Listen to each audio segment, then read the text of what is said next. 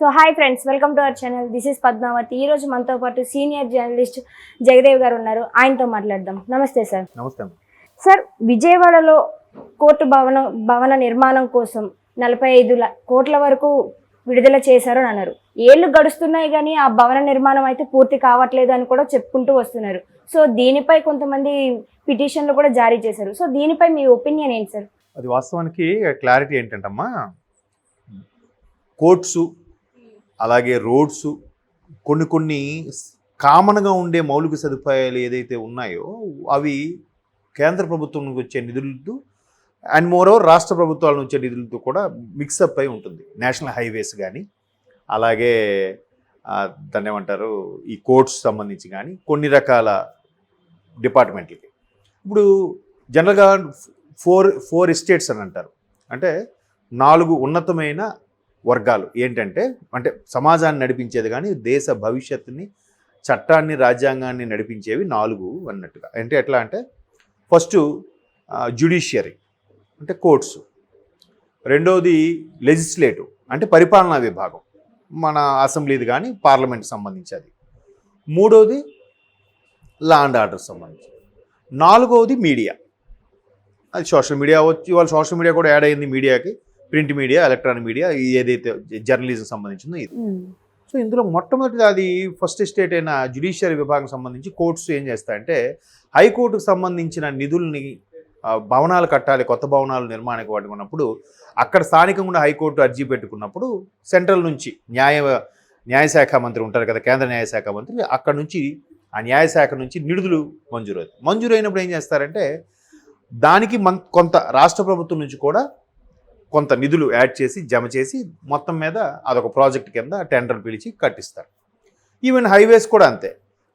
దానికి కూడా ఎలా అంటే, ఇక్కడ నుంచి ఇక్కడ వరకు ఒకరు అక్కడ నుంచి ఒకరికి టెండర్ ఇచ్చేసేటప్పుడు ఈ రోడ్లకి సుమారుగా ఒక 100 రూపాయలు అయింది అనుకుందాం. 100 రూపాయలు 60 రూపాయలు 65 రూపాయల నుంచి 70 రూపాయల మధ్యలో వరకు సెంట్రల్ గవర్నమెంట్ రిలీజ్ చేస్తుంది. మిగతా 30 రూపాయలు స్టేట్ గవర్నమెంట్ యాడ్ చేయాలి.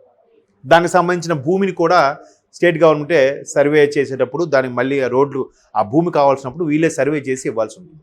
ఈవెన్ రైల్వే ప్రాజెక్టులకు సంబంధించి కానీ, ఇట్లా నేషనల్ హైవే సంబంధించి కానీ, కోర్ట్స్ సంబంధించి కానీ వచ్చేటప్పుడు రాష్ట్ర ప్రభుత్వం కూడా సహకారం అందిస్తూ ఉమ్మడిగా కేంద్ర రాష్ట్ర ప్రభుత్వాల ఉమ్మడి సహకారంతోనే ఆ ప్రాజెక్టు కంప్లీట్ అవుతాయి. సో ఇక్కడ కోర్ట్స్ కూడా మంజూరైనప్పుడు 45 కోట్ల వరకు మంజూరు చేశారంట. ఎప్పుడు ఇది?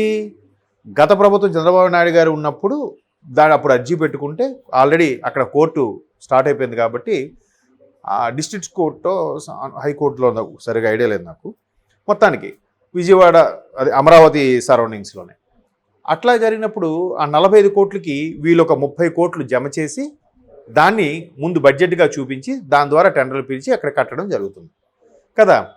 బట్ రాష్ట్ర ప్రభుత్వాలు ఏం చేశారట, 45 కోట్లు కూడా తినేశారంట.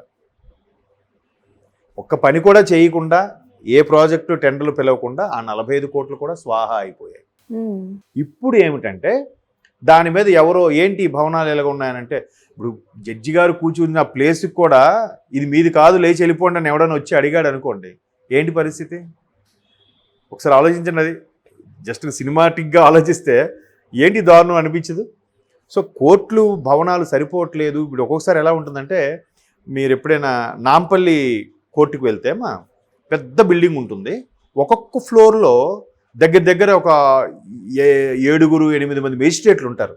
మేజిస్ట్రేట్ 1, మేజిస్ట్రేట్ 16, మేజిస్ట్రేట్సే అట్లా ఫస్ట్ క్లాస్ మేజిస్ట్రేట్లు ఉంటారు అక్కడ. ఆ మేజిస్ట్రేట్ అంటే న్యాయమూర్తులు. సో ఒక్కొక్కరికి ఒక్కొక్క మన ఆఫీస్ అంత ప్రాంగణంలాగా ఒక్కొక్క ఛాంబర్ లాగా పెట్టి జడ్జి గారు ఆ ముందు కూర్చున్న లాయర్లు, లేదంటే ఎవరైతే విక్టిమ్స్ ఉన్నారో వాళ్ళు ఒకవైపు, ఎవరైతే అక్యూజ్డ్ ఉన్నారో వాళ్ళు ఒకవైపు నిలబడి మాట్లాడుకునేలాగా 1 by 1 ఉంటుంది. గందరగోళంగా ఉంటుంటుంది. అంటే ఇంతమంది రిక్రూట్ చేసేసరికి ఇంకా పెండింగ్లో ఉంటున్నాయి, లక్షల్లో కేసులు ఉన్నాయి.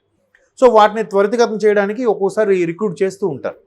సో అలా చేసేటప్పుడు ఆ బిల్డింగ్స్ ఉండాలి కదా. ఇప్పుడు ఒకటే బిల్డింగ్ ఉంది, ఒక 20 మంది మేజిస్ట్రేట్లు వచ్చారు అక్కడికి న్యాయమూర్తులుగా, వాళ్ళంతా ఎక్కడ కూర్చుంటారు?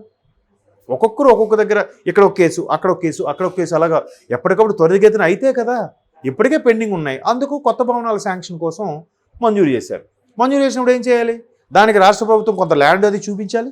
దాంతోపాటు ఈ 30 కోట్లు జమ చేసి దాన్ని చూపించి అప్పుడు దాని నుంచి నిధుల కిందగా వాడుకోవాలి. ఆ 30 కోట్లు జమ చేయకపోగా 45 కోట్లు స్వాహా చేశారు. ఒక ఆయన కేసు వేస్తే, పిటిషన్ వేస్తే ఇది ఇప్పుడు బయటకు వచ్చిన అంశం. ఇప్పుడు ఏమైంది, అడ్వకేట్ జనరల్కి కోర్టు నిలదీసింది. బాబు ఏంటి నిజమేనా? సార్ మరి ఏంటి పనులు ఏం చేశారా? చేయలేదు. ఆ డబ్బులు ఏమయ్యాయి? మీరు మాకు ఇమీడియట్గా అది జమ చేయాలి. మీరు జమ చేస్తామనుకున్న, రాష్ట్ర ప్రభుత్వం జమ చేస్తామనుకున్న 30 కోట్లు కూడా మరొక వారము 15 రోజులు గడువు ఇచ్చి కూడా జమ చేయమని కోర్టు తీర్పిచ్చింది. మీకు అర్థమైందా? ఇప్పుడు మీరు ఇమీడియట్గా ఏదైతే 45 కోట్లు స్వాహా చేశారో లేదా దాచిపెట్టారో ఇంకెక్కడ ఉంచారో అక్కడైతే ఆ జమ చేసే దగ్గర మాత్రం కనబడట్లేదు అకౌంట్లో. సో అక్కడ జమ చేయండి ఇమీడియట్గా 45 కోట్లు. మీరు రాష్ట్ర ప్రభుత్వం తరపున జమ చేయాల్సిన 30 కోట్లు కూడా మరొక వారం 15 రోజులు గడువిస్తూ అది కూడా జమ చేసి అప్పుడు పనులు స్టార్ట్ చేయండి అన్నట్టుగా ఆల్రెడీ కోర్టు తీర్పు ఇవ్వడం జరిగింది. అది కొంచెం మళ్ళీ క్లారిఫికేషన్ కోసం వాయిదా తీసుకున్నారు వీళ్ళు. అంటే ఆ మిగతా 30 కోట్లు కట్టడానికి, ఈ 45 కోట్లు అయితే మాత్రం కట్టమని చెప్పేసింది. సిగ్గుచేటు కదమ్మా, అడ్వకేట్ జనరల్ అయ్యింది మీరు కూడా. ఇప్పుడు ఎవడైనా అన్యాయం చేస్తే కోర్టుకి వస్తాం, కోర్టులోనే అన్యాయం జరిగితే ఇంకెక్కడికి వెళ్తారు వాళ్ళు? చూడండి ఎంత కామెడీగా అనిపించట్లేదు. అంటే వ్యవస్థ ఎట్లా అయిపోతుంది? ఇట్లాంటివి ఒక విధంగా ఇటువంటి న్యూస్లు బయటకు వస్తే అమ్మా చాలామందికి న్యాయ వ్యవస్థ మీద నమ్మకం సామాన్య ప్రజలకి మరి వాళ్ళకే న్యాయం లేదు, మాకెంతవరకు న్యాయం అవుతుందన్న అనుమానం కూడా మొదలవుతుంది కదా సార్. మొదలైపోయింది ఆల్రెడీ. అదే అంటున్నా, వాళ్ళ మీద ఉన్న నమ్మకం సన్నగిలుతుంది అంతే కదా. ఇప్పుడు వాళ్ళ దగ్గర ఉండాల్సింది వాళ్ళ దగ్గర కూడా తీసి అది ఖర్చు పెట్టేశారో, దుర్వినియోగం చేశారా, లేదంటే ఇంకేమైనా దానికి వాడారో. మీరు మంచికే వాడామని చెప్తారు, సంక్షేమ పథకాలకే వాడామని చెప్తారు, లేదా ఉద్యోగస్తులు జీతాలు ఇవ్వడానికి వాడామని ఏదో ఒకటి సాకు చెప్తారు. మరి కప్పుచ్చాలంటే ఏదో ఒకటి చెప్పాలి కదా, కవరింగ్ ఆన్సర్ ఇవ్వాలి కదా, చెప్పొచ్చు. కానీ ముందు చూపించాలి కదా, ఆ తర్వాత వీరికి చెప్పొచ్చు. మీరు చూపించండి ముందు ఖర్చు పెట్టిన వీటికి. ఇది కూడా ఎలా చేసేస్తారు? గుడిలో లింగం కూడా మీరు ఎలా మింగేస్తారు? మీకు ఎక్కడ హక్కు ఉంది కేంద్రం నుంచి వచ్చిన నిధుల్ని? పోనీ మీ రాష్ట్రం నుంచి కలపాల్సిన 30 కోట్లు పోనీ మీరు తినేసారి కలపలేదంటే ఒక అర్థం ఉంది. ఆ 45 కోట్లు అలా ఉంచాము, మా నుంచి కలపాల్సిన 30 కోట్లు కలపలేదంటే ఒక అర్థం ఉంది. అంటే అది కూడా కరెక్ట్ కాదు. ఎప్పుడో మంజూరైంది, ఇప్పుడు కలపకపోవడం ఏంటి? ఇన్ని కోట్లు ఇంత ఇది అవుతుంది కదా వాళ్ళు తిరగడానికి, చేయడానికి, వాళ్ళ పథకాలకి, లేదంటే వాళ్ళ బందోబస్తుకి, వాళ్ళ సెక్యూరిటీకి, వాళ్ళ శాలరీస్కి. మరి అవుతున్నప్పుడు ఆ 30 కోట్ల వాళ్ళకి ఒక లెక్క. పెద్ద పెద్ద ప్రాజెక్టులు, పెద్ద పెద్ద గతంలో కూడా కొంతమంది నాయకులు స్కాములు చేసినవి ఉన్నాయిగా, వాళ్ళకి 30 కోట్లు ఒక లెక్క కాదు కదా. మరి అది కూడా 30 కోట్లు జమ చేయలేదు సరి కదా, అందులో ఉన్న 45 కోట్లు కూడా తినేశారంటే దానికి అథారిటీ ఎవరు? ఆ 45 కోట్లు బయటికి ఎలా తీసుకోగలిగారు? అడ్వకేట్ జనరల్ ఎవరైతే ఉన్నారో వాళ్ళు సమాధానం చెప్పాలి. ఏమని చెప్తారు? కోర్టు మొట్టికాయలు పెట్టినా, అక్షంతలు వేసినా పట్టించుకోవట్లేదు.